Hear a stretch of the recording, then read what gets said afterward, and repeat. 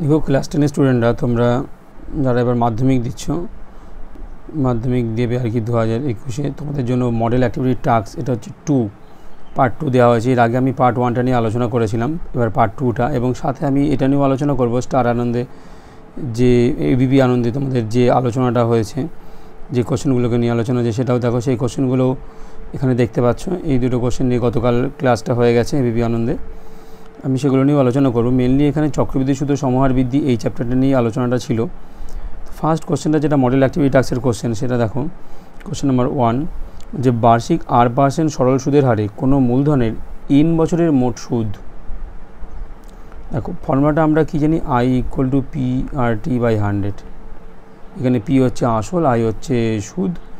এখানে I = দিয়ে দিয়েছে P/25। এটা আমাদের মেন বেসিক ফর্মুলা। I = এটা গিভেন, আর এনটা তো বছর দিয়েই দিয়েছে, আর এখানে মূলধনের পরিমাণ জানতে চাইছে। তাহলে এই যে ফর্মুলাটা, এই ফর্মুলাটাকে আমি একটু চেঞ্জ করে লিখি, I = P1R1T1/100। এই যে ফর্মুলাটা, এই ফর্মুলাটায় আমাদেরকে P1 = কি বের করতে হবে, ঠিক আছে। আর R1 মানে এখানে হচ্ছে R, এখানে T1টা গিভেন হচ্ছে N, আর আইটা তো বললাম এটাই দেওয়া আছে। ফর্মুলাটায় আমি বসিয়ে দিই। ফর্মুলা থেকে ফার্স্টে যেটা আমি করব, P1টা বের করে আনবো, কারণ আমাদের মূলধনই বের করতে হবে। P1টা যদি আমি বের করি, P1 হচ্ছে I × 100/R1 T1, এগুলো ভ্যালুগুলো এবার বসিয়ে দিই। আইয়ের ভ্যালু হচ্ছে PNR/25, এখানে 100 মাল্টিপল আছে, আর R1 এর ভ্যালু হচ্ছে R, T1 এর ভ্যালু হচ্ছে N। এবার দেখো কী কী ক্যান্সেল হয়। ক্যান্সেল হলে এখানে NN ক্যান্সেল হচ্ছে, এখানে RR ক্যান্সেল হচ্ছে, এখানে 4 P1। তাহলে P1 = কী আসছে, 4P। এখানে দেখো অপশান বিতে আছে 4P, তাহলে অপশান বি এখানে কারেক্ট, 4P। ডিটেলস এক্সপ্লেনেশনটা দিলাম, তোমরা শর্টেও করতে পারো, আমি ডিটেলসটা দিয়ে দিলাম। এইবার দেখো পরের যে কোশ্চেনটা, 2-1 দুটি লম্ববৃত্তাকার চোঙের উচ্চতার অনুপাত। আমি তাহলে উচ্চতাগুলো লিখি, ধরি আমি ডিটেলস সলভ করে দিচ্ছি। চোঙ দুটির উচ্চতা যথাক্রমে H1 এককটা কিছু দেয়নি, তাহলে H1 একক ও 2H1 একক, কারণ অনুপাতে 1:2 দিয়ে দিয়েছে। আর ভূমির পরিধির অনুপাত, ভূমির পরিধি, চোঙের ভূমির পরিধি কি হয়, চোঙের ভূমির পরিধি হয় বৃত্ত। চোঙটা দেখতে এরকম, এই বৃত্তাকার, এই ওপরে এরকম, এই বৃত্তাকার। ভূমির পরিধি, তো ভূমির পরিধি, ভূমি ব্যাসার্ধটা ধরে নিই, ধরি ব্যাসার্ধ R1 একক ও R2 একক দুটো আছে। এক্ষেত্রে ভূমির পরিধি তাহলে πr1² সেটা দিয়ে দিয়েছে 3:4। পাই এখানে ক্যালসিয়াম R1/R2²। তাদের আয়তনের অনুপাত, আয়তনের ফর্মুলা কি, চোঙ তো πr²H, আমি যেহেতু R1 ধরেছি তাহলে R1 এখানে H1 দেবো, πr2²H2। এখান থেকে পাই ক্যান্সেল, R1/R2 তো 3/4 দেওয়া আছে, আর H1/H2। আচ্ছা, এখানে ব্যাসার্ধ এই যে H1 আর 2H1 না ধরে H1 আর H2 যদি আমি ধরতাম, এখানে 2টাকে যদি আমি ক্যান্সেল করতাম, তাহলে H1/H2, এখানে H1/H2টাকে আমি 1:2 লিখতে পারতাম। তাহলে এখানে H1/H2টাকে 1:2 লিখে দিই, তাহলে আলটিমেটলি এটা কত আছে, 3:8। তাদের আয়তন নির্ণেয় অনুপাত 3:8, ঠিক আছে। এবার দেখো 2-2টা, একটি বৃত্তের দুটি যে AB ও AC, আমি একটা বৃত্ত আঁকি, একটা বৃত্ত এঁকেছি, দুটো যে একটা পয়েন্টে মিল আছে, লম্ব এরকম হবে, কিন্তু এটা হচ্ছে A, এটা হচ্ছে বি, এটা হচ্ছে সি। আর এইখানটা ধরি আমি সেন্টারটা, দুটি যে এবি ও এসি পরস্পর লম্ব হয়ে গেছি। এবি ইকুয়াল টু 4 সেমি। আচ্ছা এবি টোটালটা হচ্ছে 4 সেমি। আচ্ছা আমি এই কেন্দ্র থেকে লম্ব আঁকি, লম্ব আঁকলে এটুকু 2 সেমি হয়ে যাবে। আবার এখান থেকে আমি লম্ব আঁকি, টোটালটা 3 সেমি ছিল, পাশে লিখে নিই একবার, এবি ইকুয়াল টু 4 সেমি। আর এখানটা ও নাম দিই, এখানটা নাম দিই পি, এখানে নাম দিই এম। তাহলে এখানে এপি কত হবে? এপি কিন্তু হবে 2 সেমি, যেহেতু লম্ব কিছু ওটা অর্ধেক হয়ে যাবে।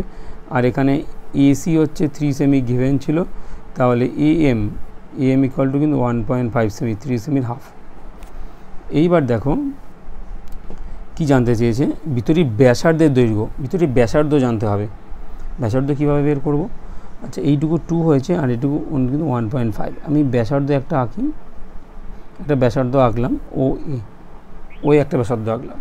আচ্ছা এখানে দেখো ভালো করে, ট্রায়াঙ্গেল ও পি এ এটা কিন্তু সমকোণী, কারণ এখানে কিন্তু লম্ব এঁকেছি। খুব ভালো করে দেখো, এটা কিন্তু একটা সমকোণী ত্রিভুজ। আবার এইটা লম্ব, আমি দেখো অন্য কালার দিয়ে দেখাচ্ছি, এইটা লম্ব আর এটা লম্ব। খুব ভালো করে দেখো, এটাও লম্ব, এটাও আবার লম্ব, তাহলে এই দুটো তো সমান্তরাল। যেই সমান্তরাল হচ্ছে, এই ওপিও কিন্তু 1.5 সেমি হয়ে যাবে, এটা 2 সেমি হয়ে যাবে। খুব ভালো করে এটা খেয়াল করবে। এক্ষেত্রে ওপি ইকুয়াল টু 1.5 সেমি। তাহলে এই সমকোণী ত্রিভুজের আমি ব্যাসার্ধটাকে যদি আর ধরি, আর সেমি ধরি একদম ডিটেলসে লিখছি, ও ইকুয়াল টু 8 সেমি। দেয়ারফর এই ওপিএ ত্রিভুজ ওপিএ থেকে কি পাচ্ছি,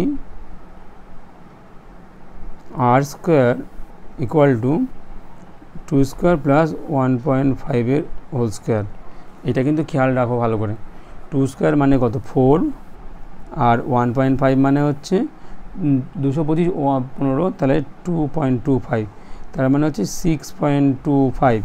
খুব ভালো করে দেখো, আর স্কোয়ার কিন্তু 6.25 আসছে। আর 6.25 রুট কত হবে? পজিটিভটাই আমরা নেব, কারণ এদের লেন্থ 6.25। 625 রুট কত সেটা আগে ভাবো। 625 রুট হচ্ছে 25, তাহলে 6.25 রুট হচ্ছে 2.5। তাহলে নির্ণেয় ব্যাসার্ধ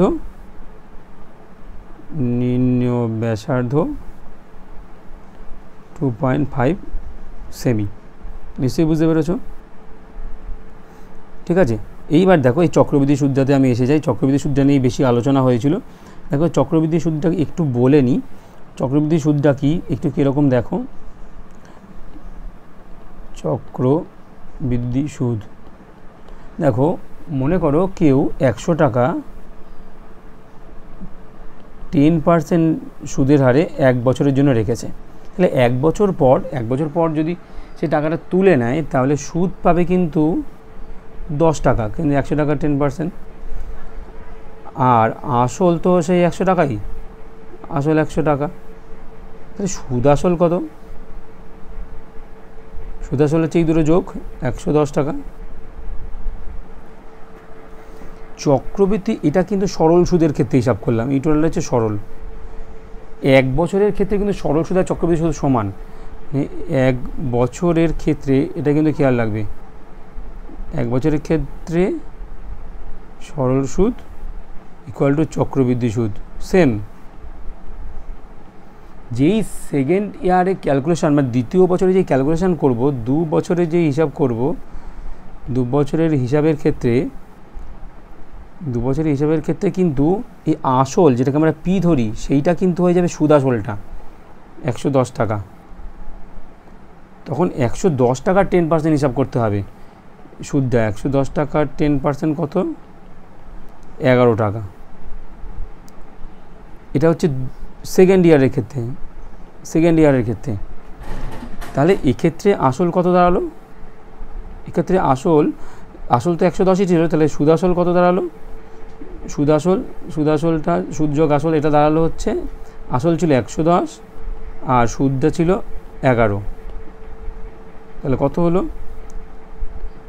110 আর 11 121 টাকা। কিন্তু যদি সরল সুদ হতো, সরল সুদের ক্ষেত্রে সুদটা কিন্তু সেই 10 টাকাই থাকতো। সরল সুদে 10 টাকাই থাকতো, সেক্ষেত্রে সুদ আসল কত হতো? আগে ছিল 100 টাকা, প্রথম বছরে 10 টাকা, দ্বিতীয় বছরে 10 টাকা, 2 বছরের হিসাবে, তাহলে হতো 120 টাকা। একটা জিনিস দেখো, এখানে 121 টাকা হচ্ছে, এখানে 120 টাকা হচ্ছে, 1 টাকা বেশি হচ্ছে চক্রবৃদ্ধি সুদ হওয়ার জন্য। এটা হচ্ছে মেন বেসিক কনসেপ্ট চক্রবৃদ্ধি সুদে। মানে অলওয়েজ চক্রবৃদ্ধি সুদের ক্ষেত্রে সব সময় সুদ আসলটা হয়ে যাবে আসল 2 বছর পর, মানে 1 বছর পর 2 বছরের শুরুতে। এটা কিন্তু বেসিক জায়গা মনে রাখতে হবে। এটা কিন্তু হচ্ছে কম্পাউন্ড ইন্টারেস্টের ক্ষেত্রে, ঠিক আছে? সুদ আসলটা এটা কিসের সুদ আসল? সরল সুদ করে যে সুদ আসলটা পেয়েছি, সেই সুদ আসলটা 2 বছরের শুরুতে চক্রবৃদ্ধির ক্ষেত্রে হয়ে যাবে আসল। এইটাই হচ্ছে বেসিক কনসেপ্ট, আর কিছুই না। তাহলে দেখো এরকম কিছু, এটাকেই বলা। আর সমল চক্রবৃদ্ধি কি? যেই এই সবটুকু নিচ্ছি, এইটা হচ্ছে সমল চক্রবৃদ্ধি। এই সুদ আসলটাকেই বলা হবে সমল চক্রবৃদ্ধি। মানে সমূল মানে মূলধনটা থাকছে, সাথে সুদটা থাকছে, সমূল, ঠিক আছে? তাহলে এটাকে আমরা ধরো এখানে যে কোশ্চেনগুলো আমাদের থাকে সেগুলো 2 বছর 3 বছরের ক্ষেত্রে থাকে, 2 বছর কিংবা 3 বছর। আমরা দুবার সরল সুদ করে তার আসলটাকে নিয়ে আবার করতে পারি, কিংবা ডাইরেক্ট ফর্মুলাতেও ফেলতে পারি। এই ফর্মুলাটা এখানে এস্টাবলিশ করা হয়েছে, ফর্মুলাটা দেখবে খুব ইজিভাবেই করা আছে। এই ডাইরেক্ট ফর্মুলাতে ফেললে n বছরের ক্ষেত্রে সমূল চক্রবৃদ্ধি হচ্ছে, এটা বারবার খেয়াল রাখবে, এটা কিন্তু সমূল চক্রবৃদ্ধি, মানে সুদ আসলটা নিয়ে p × 1 + r/100 পাওয়ার হচ্ছে n। nটা হচ্ছে বছর, আর হচ্ছে চক্রবৃদ্ধি সুদের হার, আর p হচ্ছে আসল। খুব ভালো করে খেয়াল করো এই জায়গাগুলো। এখানে আরেকটা জিনিস দেখার বিষয় আছে, যে যদি পর্ব 2 হয় মানে 6 মাস অন্তর, 6 মাস অন্তর যদি সুদ ক্যালকুলেশন করা হয়। এখানে একটা কোশ্চেন এবিপি আনন্দে এসেছিল, দেখো চক্রবৃদ্ধি সুদের ক্ষেত্রে সুদের পর্ব 3 মাস বা 6 মাস হলে কীভাবে নির্ণয় করব। তখন দেখো খুব ভালো করে এই ফর্মুলাটাকে দেখো, যখন সুদ ষান্মাসিক বা বছরে চক্রবৃদ্ধি সুদের পর্ব দুটো, 6 মাস অন্তর যদি হয় তাহলে বছরে 2 বার, মানে যেটা আমি 1 বছর শেষে ক্যালকুলেশন করছিলাম সেটা ফার্স্ট 6 মাসে একবার করব, তারপর সেকেন্ড 6 মাসে একবার করব, 2 বার। সেক্ষেত্রে দেখো খুব ভালো করে পর্ব 2 হয়ে যাচ্ছে, তাহলে 8টা হয়ে যাচ্ছে r/2, আর যেহেতু পর্ব 2 nটা হয়ে যাচ্ছে 2n। খুব ভালো করে খেয়াল রাখবে এই জায়গাটা। তাহলে তখন p = 1 + r/, এখানে 200 একবারে লিখতে পারো, পাওয়ার 2n। আবার দেখো এখানে আর একটা জিনিসও দেওয়া আছে, এই যে r/4, এখানে দেখো 3 মাস অন্তর। খুব ভালো করে দেখো, এই যে 3 মাস অন্তর যখন হচ্ছে তখন কি হচ্ছে? 3 মাস অন্তর, সেক্ষেত্রে পর্ব কত? বছরে 3 মাস অন্তর যদি করি পর্ব, তাহলে 4, তাহলে তখন সমূল চক্রবৃদ্ধি কত হচ্ছে? খুব ভালো করে দেখো, সব বইয়ের মধ্যে আছে, বই দেখে নেবে ভালো করে। দেখো খুব ভালো করে ফর্মুলাটাকে দেখে নাও, এই যে এইটা হচ্ছে, এই ফর্মুলাটাকে দেখবে, p সমূল চক্রবৃদ্ধি না, এটা আমি p বলে ভুল করেছি, এখানটা যাবে। সমূল চক্রবৃদ্ধি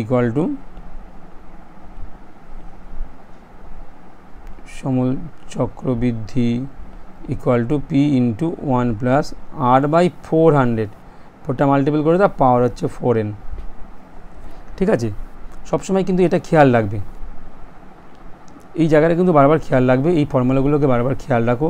তাহলে কিন্তু দেখো সুদ হচ্ছে ত্রৈমাসিক, অর্থাৎ বছরে চক্রবৃদ্ধি সুদের পর্ব 4। তাহলে এই যে কোশ্চেনটা করেছিল, এই কোশ্চেনটা নিশ্চয়ই কনফিউশন, এই যে 3 মাস হলে তাহলে 4 হবে, আর 6 মাস হলে তাহলে এই পর্বটা হচ্ছে 2 হবে। এই দুটো জিনিস এখানে নিশ্চয়ই তোমরা বুঝে গেছো। ঠিক আছে? এখানে আর একটা কোশ্চেন এখানে করেছিল, প্রতি বছর n%, আচ্ছা ওইটা আমি পরে যাচ্ছি, তার আগে এখানে মডেল অ্যাক্টিভিটি আজকে যে কোশ্চেনটা দিয়েছি সেই কোশ্চেনটা এখানে দেখে নিই। এখানে দেখো এই ধরনের কোশ্চেন একটা আছে, সেই কোশ্চেনটাকে আগে ভালো করে দেখো, বোঝার চেষ্টা করো সেইটাকে। আমি সেই কোশ্চেনটাকে খুলছি,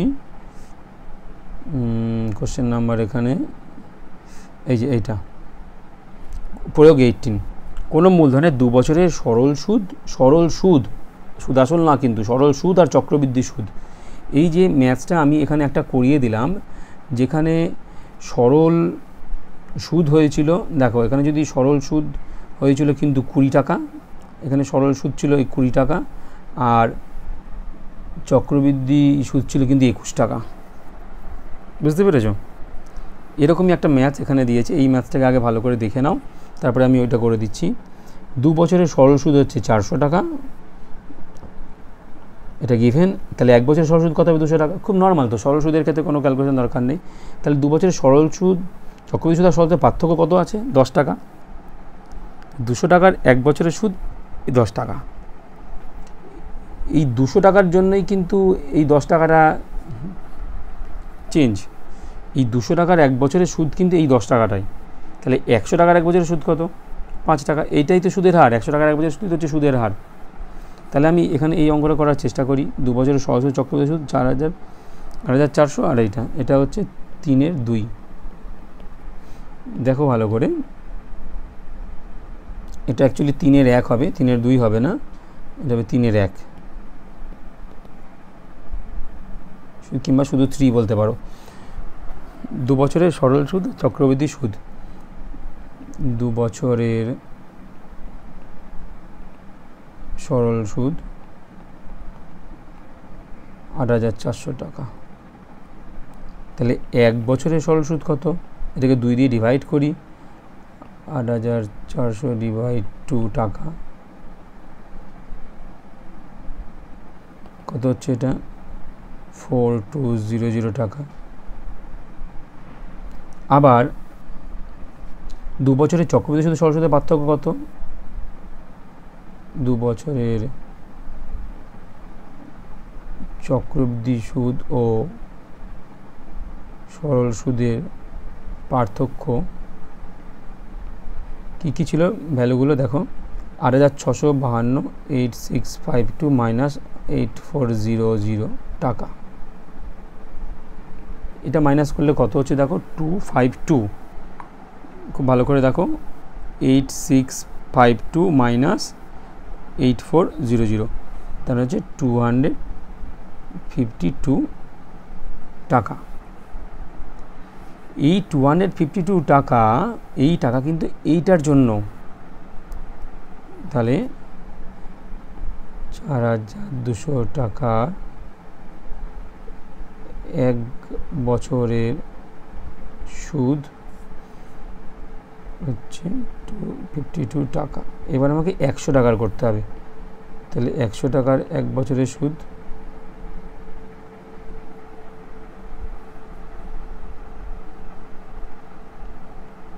252 ইন্টু 100, নিচে 4200 ক্যান্সেল করছি। 252কে 42 দিয়ে যদি ডাইরেক্ট ডিভাইড করো, আনসার আসছে 6 টাকা। এখানে টাকা হিসাবে লেখো, পরে লিখবে পার্সেন্ট। তাহলে এখানে কী লিখবো? বার্ষিক সুদের হার, অতএব বার্ষিক সুদের হার 6%। আর কি বের করতে হবে এখানে? মূলধন। তাহলে এবার এই একই রকমভাবে করতে পারো গণিতের ভাষায় সমস্যা।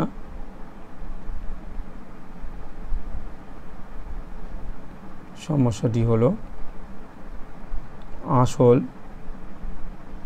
আসল হচ্ছে তার ইউনিট টাকা, সময় তার ইউনিট হচ্ছে এখানে বছর, সুদ তার ইউনিট এখানে টাকা। ঠিক আছে? তাহলে 100 টাকার 1 বছরের সুদ 6 টাকা। তাহলে এটা জিজ্ঞাসা চিহ্ন, সময়টা ছিল 2, ঠিক আছে, আর 2 বছরের এটা কত ছিল? 8,400। তাহলে এটা কীভাবে হিসাব করব? দেখো, অনেকভাবে হিসাব করতে পারো। এটাকে যদি তুমি x ধরে নাও, এদিকে অ্যারো দাও, সময় 1 বছর, 1 বছরের ক্ষেত্রে আসল 100 টাকা, সুদটা তখন ফিক্সড। 2 বছরের ক্ষেত্রে কী হবে? আদারওয়াইজ এরকম লিখেও করতে পারো, অনুপাতেও করতে পারো। যখন সময় 1 বছর, সুদ মনে করো ফিক্সড, মনে করো 10 টাকা সুদ দিচ্ছে, 1 বছরে 100 টাকাই আসল। 2 বছরের ক্ষেত্রে 2 বছরে যদি 10 টাকা সুদ দেয় তাহলে আসলটা তো কম হলেও চলবে। আবার 6 টাকা সুদ তখন হচ্ছে আসল 100 টাকা, সুদ যখন বেশি তাহলে আসলও বেশি। তাহলে আমি এভাবে করতে পারি x/100 = 1/2 মাল্টিপল 8400/6, তারপর x = 6 multiple 100 multiple 8400 multiple 8400/2 multiple 6 তাহলে এটা কত হচ্ছে দেখো, 84কে ডিভাইড করো 12 দিয়ে, 84কে 12 দিয়ে ডিভাইড করলে কত আসছে 7, তাহলে এইটা করে 700, তাহলে আসছে 70000। তা আনসার কত আসছে 70,000। তারপর মূলধন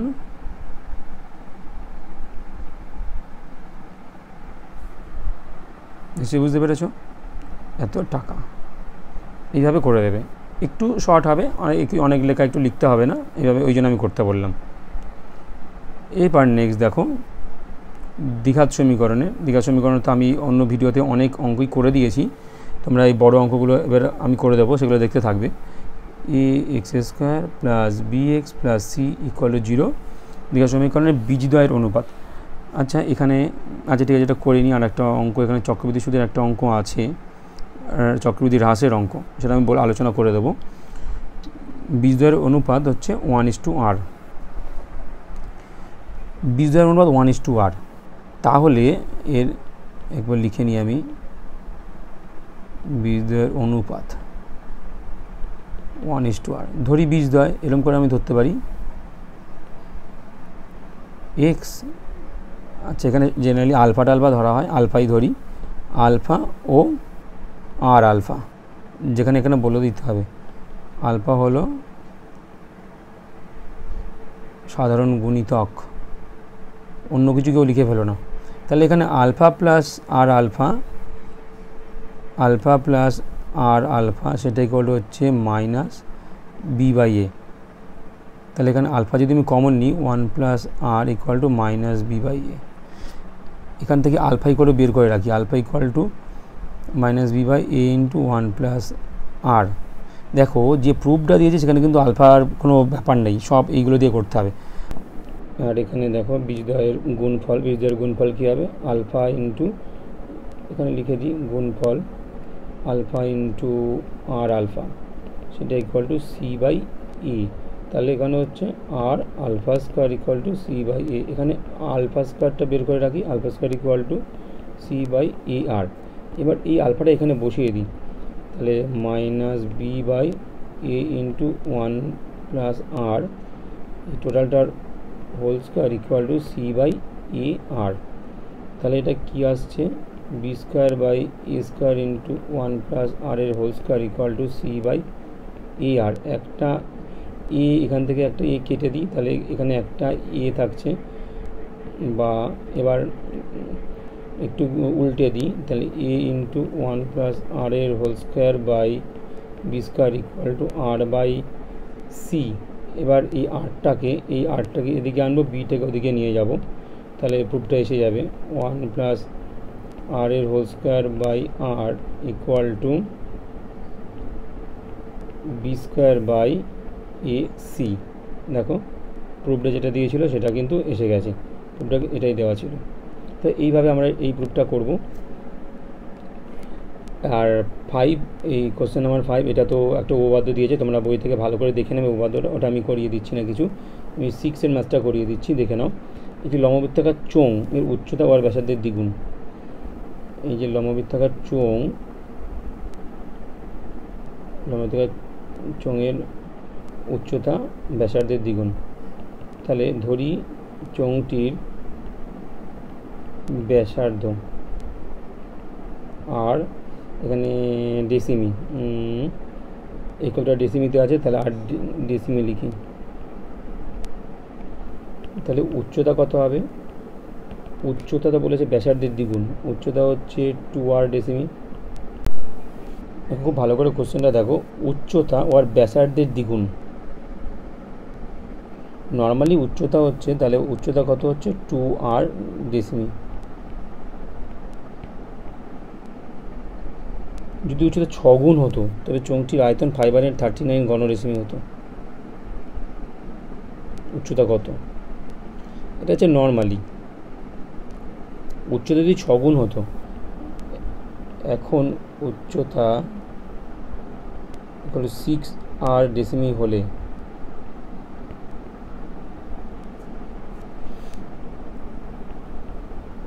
আয়তন equal to pi into r square into 6r ঘন ডেসিমি।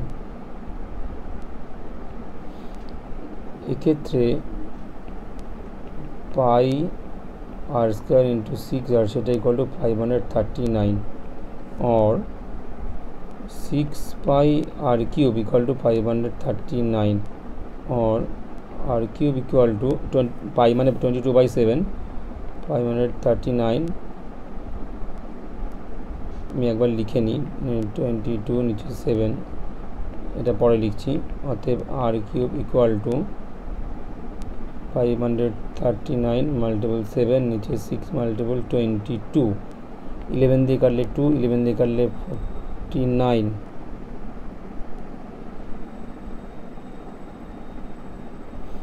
তাহলে এটা আসতো 7 मल्टीपल 7 বাই